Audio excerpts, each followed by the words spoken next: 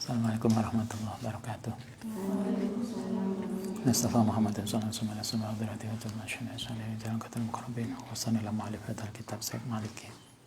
Wa kullu sallallahu alaihi wasallam sallallahu ana wa amatina hajatina sayyidina sallallahu Sumaila husanila mahatina asqiya malam talamidhi wa sati alim. Lillahi ta'ala lahumul Fatihah.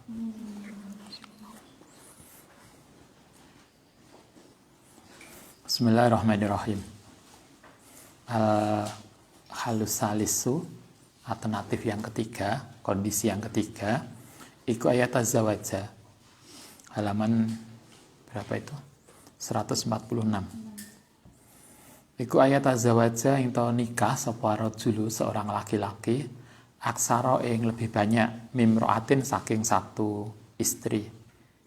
Fair fauha mongko bisa ngangkat sapa rajul ha ing imro'ah ila syarafi zaujiyati maring syarafi zaujiyati kemuliaan kekeluargaan pernikahan wa amanil baiti lan rumah yang aman wa domanatil usrati lan kejelasan keluarga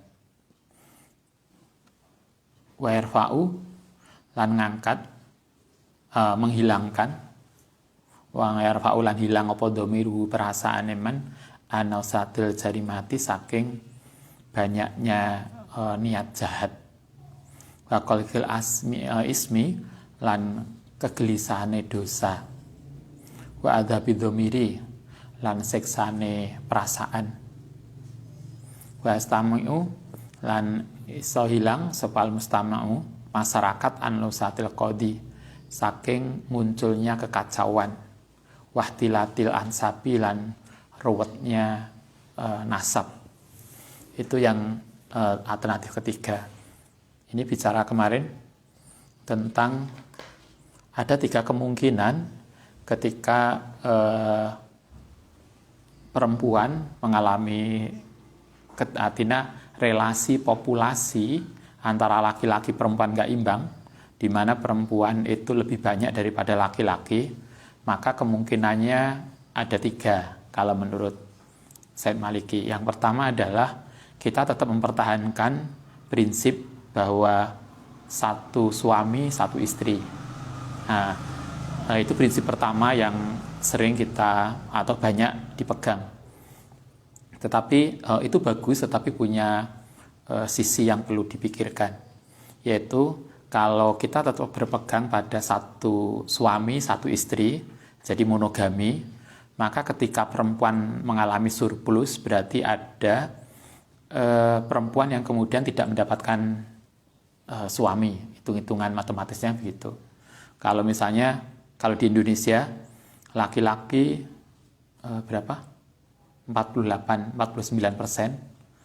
perempuan 51%, selisih 2%. Nah, kalau kemudian dihitung matematis, maka ketika satu laki-laki, satu perempuan, maka berarti ada sisa 2% dari perempuan yang kemudian tidak mendapatkan jatah suami. Nah, ini kemungkinan pertama. Maka itu akan melahirkan problem. Karena ada beberapa perempuan yang kemudian tidak mendapatkan pasangan. Karena tidak mendapatkan pasangan, maka kemudian dia menjadi tidak mendapatkan keluarga, tidak mempunyai keluarga, dan akhirnya tidak mempunyai keturunan. Itu kemungkinan pertama. Kemungkinan kedua, kata Said Maliki adalah tetap dengan begitu, laki-laki 1, perempuan 1, secara resmi begitu. Tapi tidak resminya kemudian menyimpan perempuan simpanan, sehingga satu laki-laki resminya istrinya 1, tapi kemudian punya istri 1A, 1B, yang kemudian yang sering terjadi nikahi biasanya nggak resmi toh. Apa itu istilahnya? Istri simpanan. Istri simpanan apa pelakor? Pokoknya yang kemudian mereka secara resmi istrinya 1, tetapi ada istri lain yang kemudian tidak dinikahi secara resmi. Karena tidak dinikahi tidak resmi, maka kemudian mereka secara psikologis hubungan itu Artinya kebutuhan keluarganya terjadi, tetapi kan kemudian menimbulkan problem. Salah satunya adalah anaknya yang paling sering terjadi. Karena ayah ibunya tidak menikah secara resmi, maka kemudian anaknya tidak mendapatkan hak. Kalau di Indonesia tidak mempunyai hak resmi dari ayah dan ibu siapa. Akhirnya anaknya itu yang kemudian menjadi terlunta. Itu kemungkinan kedua. Nah, kemungkinan ketiga adalah satu suami kemudian nikah dengan lebih dari satu istri dan itu resmi. Nikah kedua, ketiga itu diakui. Maka kalau itu yang terjadi, maka anak tetap menjadi diakui karena secara resmi nikah kedua dan ketiga juga diakui secara hukum. Maka kemudian problem populasi dari sisi perempuan menjadi teratasi dan problem kekhawatiran tentang masa depan anak juga menjadi terminimalisir. Itu kemungkinan yang ketiga. Kayaknya kemudian Said Maliki mendukung yang ketiga. Atau yang kemudian itulah yang kemudian disampaikan di dalam perspektif Islam. Wanang kilu lan menukil sapa kita guna di sini kalimatan ing sebuah statement mujizatan yang memperbolehkan haula ta'adudi zaujati sekitar istri lebih dari satu. Nangkulaha menukil itu apa?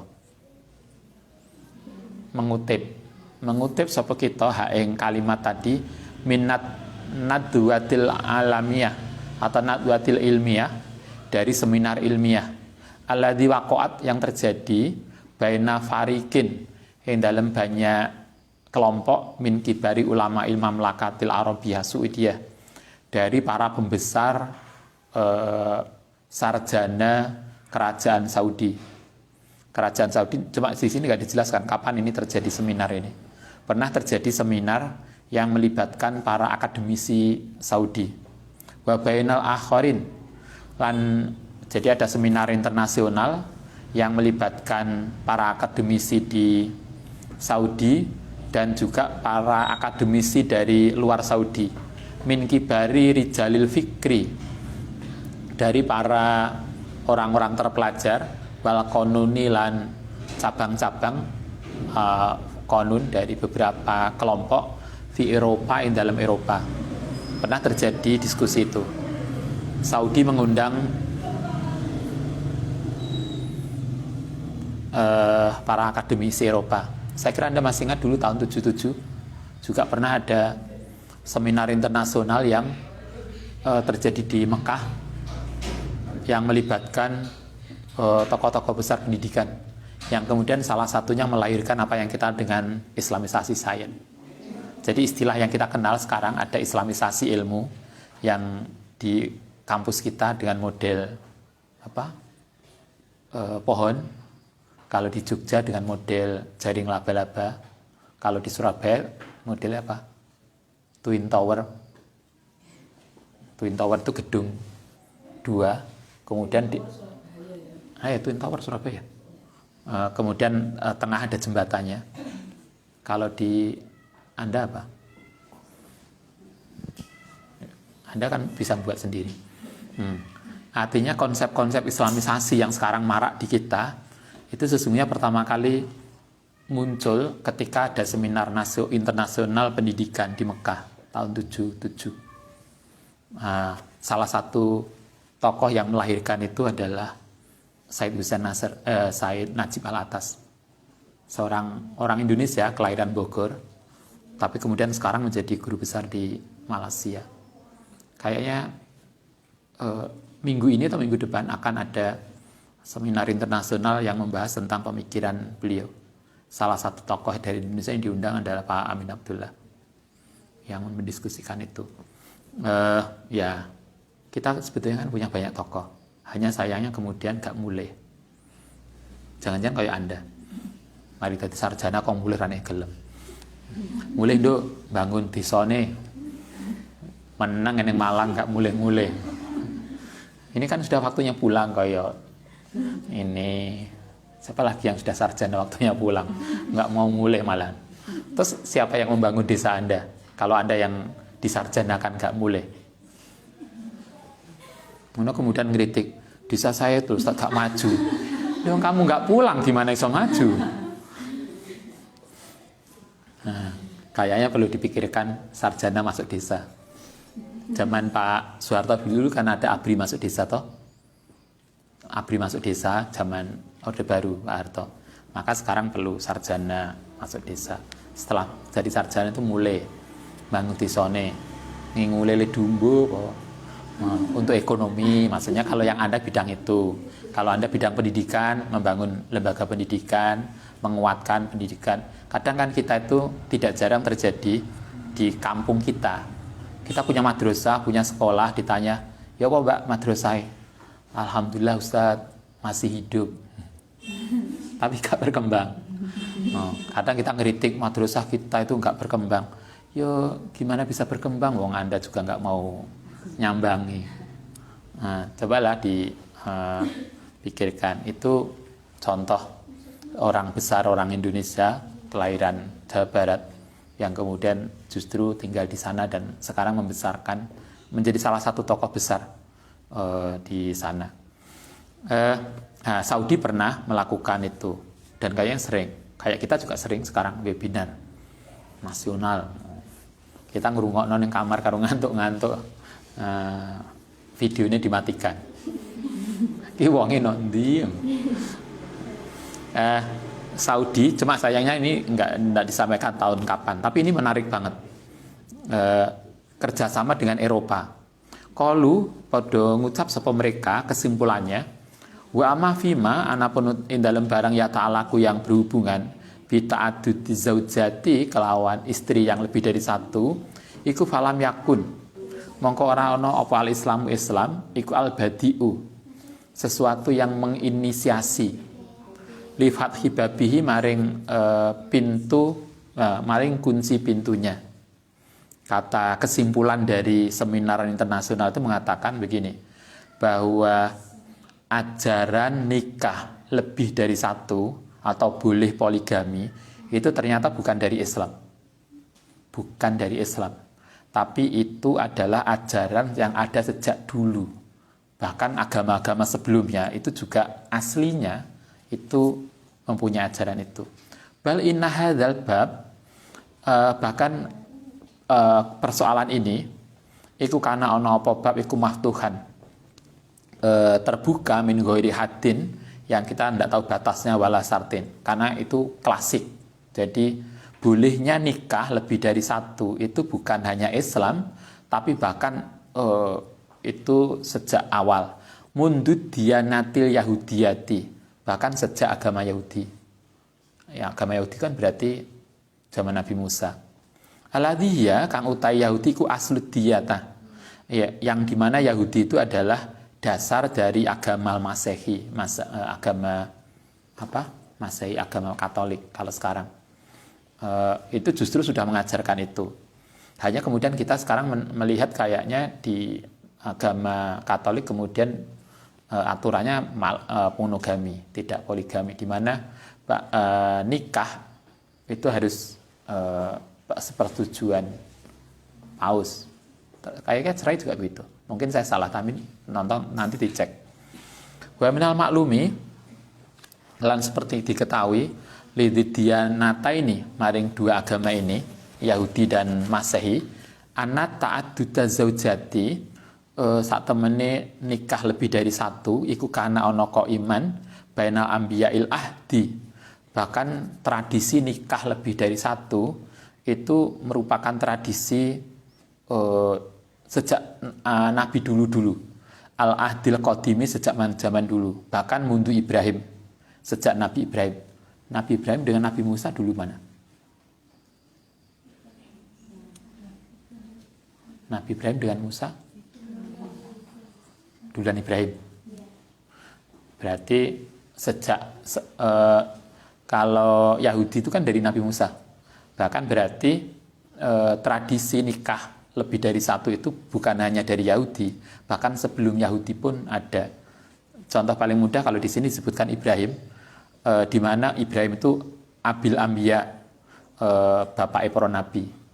Karena nabi-nabi yang turun di Arab dan nabi-nabi yang kemudian melahirkan agama-agama berikutnya itu kan putranya Nabi Ibrahim lewat jalur Ismail dan Ishak.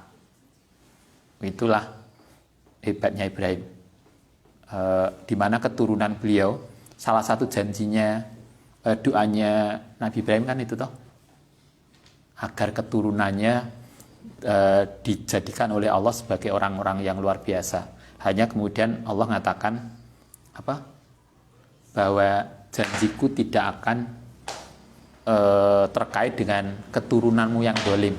Artinya doa Nabi Ibrahim itu dikabulkan, diterima oleh Allah bahwa keturunannya akan dijadikan orang-orang yang hebat, tetapi itu tidak berlaku janji Tuhan itu bagi keturunan Ibrahim yang dolim. Kalau dolim, ya dia tidak akan mendapatkan itu. Artinya kita, walaupun mbah kita dulu berdoa luar biasa, kalau kita kemudian berperilaku dolim, maka sangat mungkin doa orang tua kita itu tidak akan berdampak positif pada kita. Sehingga kemudian jangan pernah mengandalkan orang tua, walaupun orang tua kita hebat. Ada sebuah logika yang bagus. Kenapa kita tidak boleh dan tidak bisa mengandalkan orang tua, hebatnya orang tua? Karena kita tidak memberikan kontribusi apapun terhadap hebatnya orang tua. Gitu kan? Tapi orang tua bisa membanggakan hebatnya kita, karena hebatnya kita tidak lepas dari kontribusi orang tua. Orang tua itu bisa membanggakan kita, itu loh anakku, itu boleh. Tapi kita sebagai anak, itu loh bapakku, enggak etis. Karena kita tidak memberikan kontribusi apapun pada rasa hebat karena orang tua kita hebat. Sehingga Anda masih ingat ada sebuah statement yang mengatakan seorang pemuda itu adalah orang yang bisa menunjukkan inilah prestasiku, bukan inilah bapakku. Kan begitu toh? Nah, kita tuh kan yang sering tuh kebalik. Kita sering membanggakan, iku lho bapakku. Iku yang hebat sapa? Iku pamanku. Hebat mana? Iku ponakku. Padahal kita nggak memberikan kontribusi apapun pada hebatnya dia. Terus kita apa? Kan gitu. Ibrahim itu luar biasa doanya. Mundu Ibrahim sebagai orang tua, bapak dari para nabi. Lidil Arabi walidil Yahudi, untuk orang-orang Arab, hampir seluruh Arab yang Quraisy itu kan keturunan Ibrahim. Quraisy itu dari jalur Ismail, sementara kelompok Yahudi lewat jalur Ishak. Wadil muslimin lan orang-orang Islam. Wa huwa iku la yazalu. Terus-terusan sapa Ibrahim kok iman hale melakukan fi'lan biturukin ghairu masru'atin, yang dengan jalan ghairu masru'atin yang tidak dilakukan lidil mani'ina, maring bagi orang-orang yang mencegah, yang menolak nikah lebih dari satu. Ibrahim membuktikan bahwa beliau menikah lebih dari satu, yang kemudian melahirkan siapa istrinya? Hajar dan Sarah ya. Dari Siti Hajar kemudian melahirkan tokoh besar Nabi Ismail. Dari Sarah kemudian melahirkan siapa? Ishak. Koyo wis endi mau sejarah.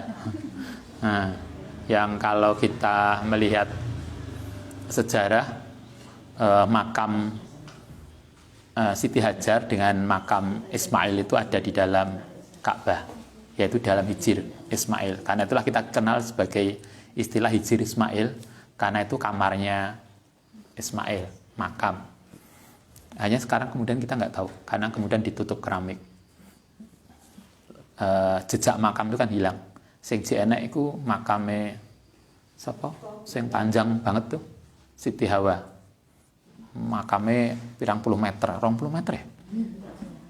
Yo, Siti Hawa yang di Jeddah itu kan panjang banget makamnya. Yang kita sayang nggak sempat melihat.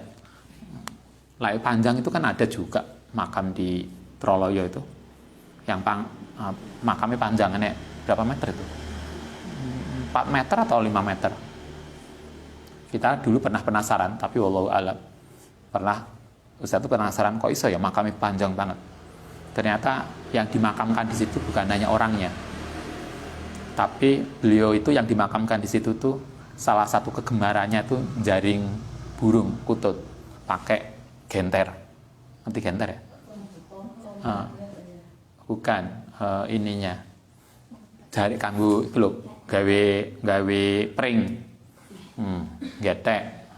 Di kubur sekalian getek. Jadi akhirnya kan panjang. Itu kita nggak tahu.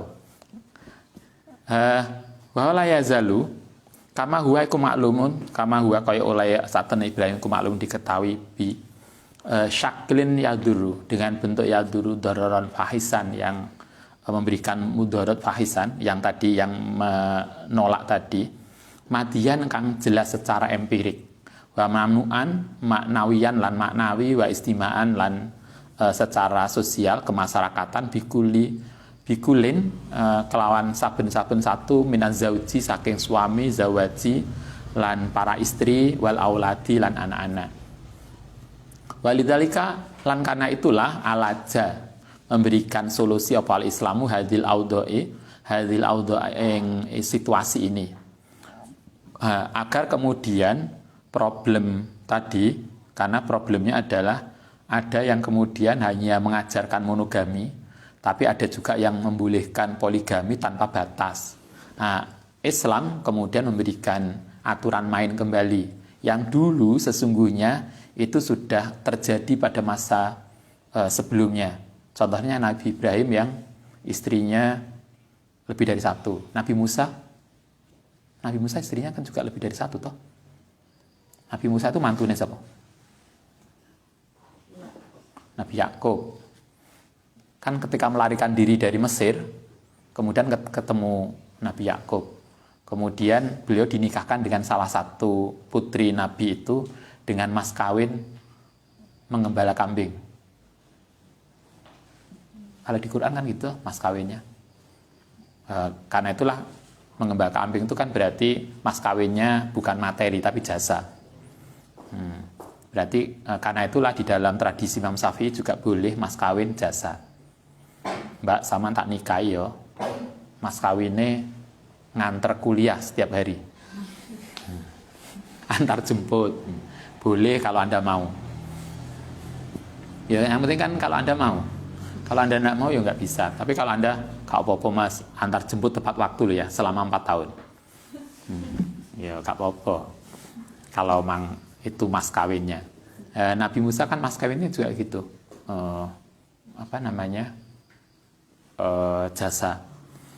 Islam dalam situasi tadi, satu monogami, yang kedua poligami tanpa batas, maka kemudian Islam memberikan solusi wa harrama awalan, mengelarang yang pertama ma'ing barang fauqal arba'i zaujati, lebih dari 4. Islam membolehkan poligami tapi dengan ketentuan dia tidak boleh lebih dari 4, maksimal 4.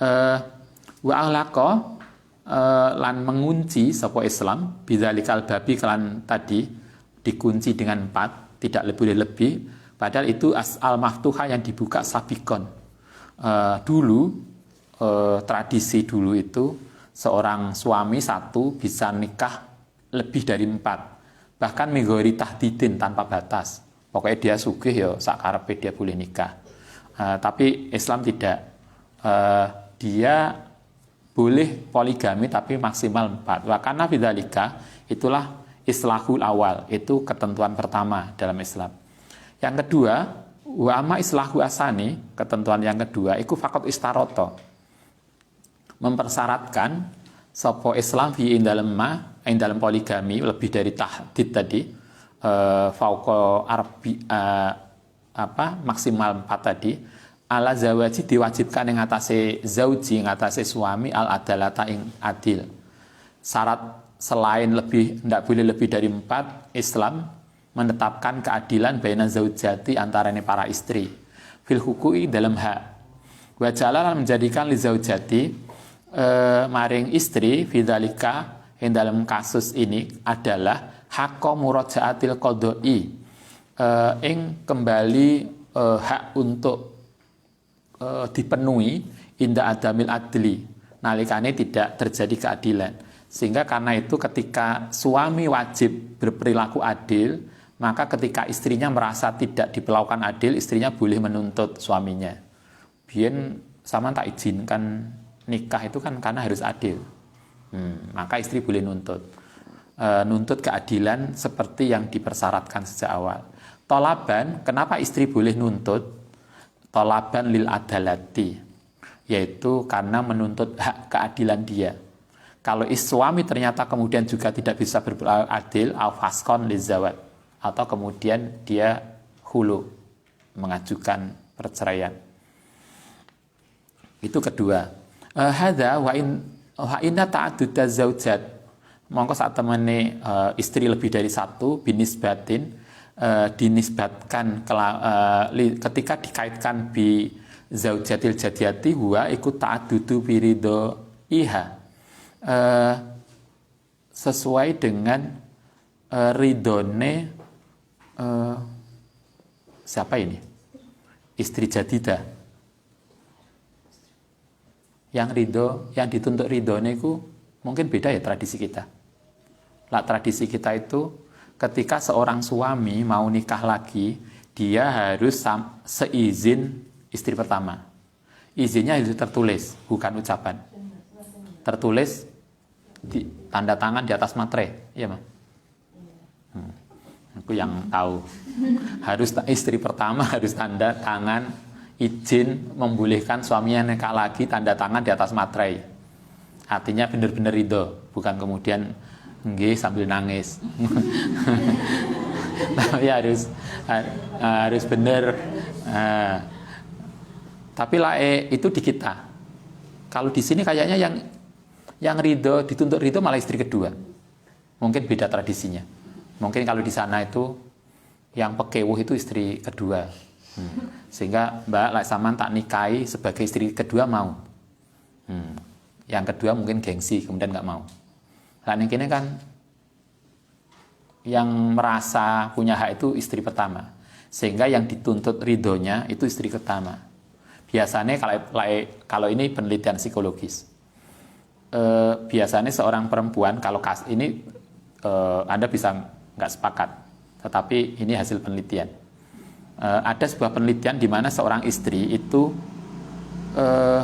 tidak mau dimadu, artinya ketika jadi istri pertama dia nggak mau kalau suaminya nikah lagi, tapi dia mau jadi istri kedua. Itu aneh banget, tapi itu terjadi. Jadi ketika dia istri dua, dia santai aja. Saya kan istri kedua, jadi dia merasa menjadi perempuan hebat karena dia berhasil menundukkan suaminya orang. Dia menjadi menang. Tapi kemudian dia menjadi ngamuk, marah ketika suaminya nikah lagi mau yang ketiga. Dia merasa dihinakan. Tapi nggak tahu apa benar begitu. Kayaknya ini psikologis perempuan ya. Tetapi itu penelitian dan beberapa data yang ada begitu, beberapa kasus. Ini kalau di sana itu justru ketika seseorang laki-laki itu mau menikah, itu yang dituntut ridhoha itu justru istri berikutnya, bukan istri pertamanya. Karena mungkin merasa kalau dia dinikahi sebagai istri kedua atau ketiga itu gengsinya turun. Kenapa nggak istri pertama? Mungkin begitu. Tentu ini tradisinya beda. Kan ada tuh juga masyarakat tertentu itu menjadi bangga kalau suaminya iso nikah lagi. Karena berarti suami saya masih laku. Ada tau gitu di daerah tertentu. Duh, itu ning Jawa loh. Sebagian masyarakat. Bahkan ada kemudian kemarin ada kasus ada seorang suami istri muda, kemudian istri pertamanya mendorong suaminya untuk nikah lagi. Ketika ditanya, "Sama kok bisa nikah lagi?" Loh, ini Ustaz, kalau saya nikah lagi, istri pertama saya itu akan jadi ratu. Jadi kemudian istri kedua, ketiga itu menjadi stafnya dia. Dia kan enak jadi juragan. Itu masyarakat tertentu, begitu. Tapi biasanya masyarakat yang lain tentu beda. Ini juga konteksnya beda. Kalau di sini dikatakan ketika istri itu mau dinikahi sebagai istri baru, kedua, ternyata malah dia yang harus saman gelem menjadi istri ketiga. Kok ya kok ketiga? Kenapa nggak pertama? Itu tradisi sana, bukan tradisi kita. Kalau tradisi kita dibalik. Kalau suami yang mau nikah lagi harus izin suami istri pertama dan izinnya harus di atas materai. Itu aturan kayak neng apa? Kepanjen, neng pengadilan Kepanjen ya. Ada tulisan di gerbang depan pintu pengadilan. Syarat boleh nikah lagi. Poligami itu harus pakai. Tapi yang jelas salah satunya yang Ustadz ingat itu harus di atas materai. Bener apa enggak? Nanti bisa dilihat. Litakuna, nah ini beda. Ini tentu konteksnya beda. Kenapa istri yang baru itu harus dituntut ridhonya? Litakuna zaujatan syar'iyatan, agar terjadi pernikahan yang syar'i. Pernikahan yang syar'i itu istri kedua yang diminta. Nah, sehingga istri pertama nggak perlu dimintai ridhonya. Yes, pokoknya nerimo aja lah. Karena ada orang yang nikah lagi karena sebetulnya kasihan sama istri pertamanya. Kata dia, saya tuh sering keluar kota Ustadz, lama di luar kota. Sehingga saya kasihan kalau di rumah itu istri saya sendirian. Karena itulah saya carikan teman. Sehingga nikah lagi untuk menemani istri pertama. Itu alasannya suami yang pengen nikah lagi. Litakuna zaujatan syariatan tatamat ta'u, yang kemudian bisa mengambil enak bihukuki zaujiyati dengan hak-hak keistrian. Iwadon sebagai ganti min antakuna saking yang ta'ana sopo zaujah jadidah tadi iku takunu kholilatan, menjadi kekasih ghairu muhtaromin, yang menjadi kekasih suami tanpa ada rasa larangan fil hayatil istimaiyati, agar kemudian muncul dia tidak merasa terkekang di dalam kehidupan sosial. Tentu ini kehidupan sosial Saudi yang mungkin mereka merasa kalau saya jadi istri kedua itu rasanya gengsinya nggak ada. Nah, kalau kita mungkin juga gitu ya, jadi pelakor, dia ini pelakor. Waya iku sahibatul haqqi, yaitu yang menemani hak fi hadil ikhtiari dalam usaha ini. Ingkodan karena untuk menyelamatkan linasiha maring dirinya mar'ah minat da'aroti saking pelacuran. Wali zaujiha lan juga untuk mencegah suaminya minal khianati, dari khianat. Wa in mana'aha mongko lamun nyegah sapa ini zaud ha ing mar'ah min dalika fihi udwanun, berarti ada kezaliman sorihun yang jelas ala haqiha ing atase hak perempuan fi zaujati syar'iyati dalam keluarga yang syar'i. Goro ana ta'addudi zaujati, nah itu kalau di sana yang harus dimintai izin adalah istri kedua, ketiga dan keempat. Nah, sekarang bagaimana untuk istri pertama? Ghairu anna ta'adduda zaujati, mongko sak temene beristri lebih dari satu, poligami binisbatin, dikaitkan li zaujatil ula maring istri yang pertama, fal ghalibu mongko utawi umume fihi iku annahu layakunu, ora ono biridohak nuntut kan ridone. Oh, ini beda banget dengan kita. Kalau di sana menurut Syekh Malik itu, ketika seorang suami nikah lagi, dia tidak perlu izin istri pertama. Justru yang harus diizinkan itu, ditanting itu istri barunya. Kamu mau tak jadikan istri saya, tapi istri ketiga loh mbak. Kalau ini beda banget, ini konteksnya beda loh. Kalau di kita enggak, kebalik. Ini kebalikan banget. Kalau di sana istri pertama tidak perlu dimintai izin, karena sudah biasa. Kalau seorang suami nikah itu biasa. Nikah lagi sekarep-karepe. Tetapi justru istri baru itu yang harus diizin, yang harus dibilangi. Kamu nanti istri saya yang keempat, misalnya. Sehingga nanti istri yang baru tadi tahu dia statusnya keberapa, kedua, ketiga, keempat. Karena itu untuk terkait dengan banyak hal. Ini tentu sangat terkait dengan konteks sosial di sana, tidak di kita, sehingga tidak bisa kemudian ini kalau yang di rumah ada laki-laki mau nikah lagi loh. Di kitab itu kan nggak perlu izin istri pertama. Yulan yang kene yo digemplang ambek. Karena beda konteksnya. Saya kan perlu izin hanya istri baru aja. Ya istri baru ya gelem mungkin. Istri pertama nggak perlu diopeni, nggak perlu dicari ridhonya. Saya kira ini konteksnya beda. Ini konteks tradisi masyarakat. Walidzalika kana laha, kedua istri al-ula, zaujatul ula hakun. Inda akdi zawaji, ketika akad nikah, wa istarota lan disyaratkan linasiha hakotolaki, hak istri pertama hanya dia tidak perlu dimintai izin, tetapi dia punya hak untuk minta cerai. Ini tambah rusak. Mungkin tradisinya yang perlu kita pertimbangkan.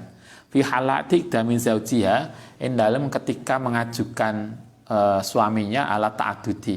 Jadi kalau di sini menurut kitab ini tentu ini tradisi sana, istri pertama itu tidak perlu dimintai izin kalau suaminya mau nikah lagi. Tetapi istri pertama punya hak untuk minta cerai ketika istri pertama merasa tidak nyaman kalau suaminya nikah lagi. Ta'adudi biduni muwafaqatiha, tanpa kesepakatannya dia. Fahadha huwa islahus sani. Ini adalah islahus sani, solusi yang ketiga fi maudi itatu di zaujati, yang dalam kasus tentang poligami fil islami. Waqat akdama, teman-teman telah mendahulukan opal islamu fi hadza ala tahdidi, yang atase batase nikah, kama koyok barang narokang melihat sapa kita muraiyan untuk menjaga fidzalika maslahatil mustama'i, fidzalika dalam kasus poligami maslahatal mustama'i, yang kebaikan masyarakat.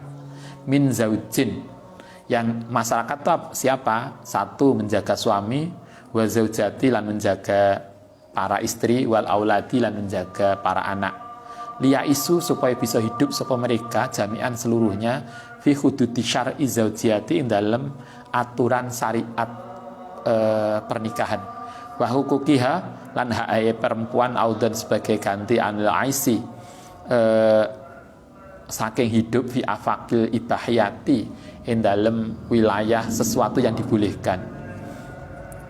Wa adil hurumati, lan menghadapi sesuatu yang diharamkan, wa hukuki, lan hak.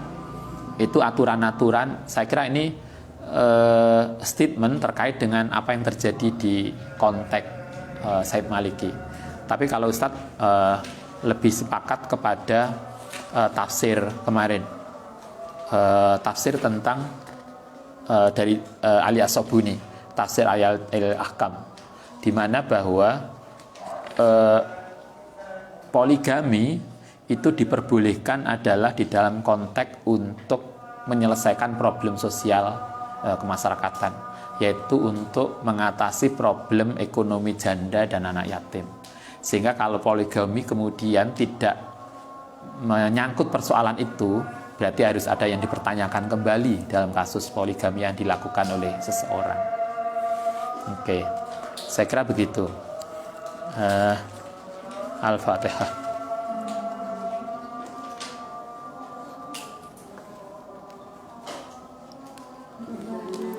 Karena bima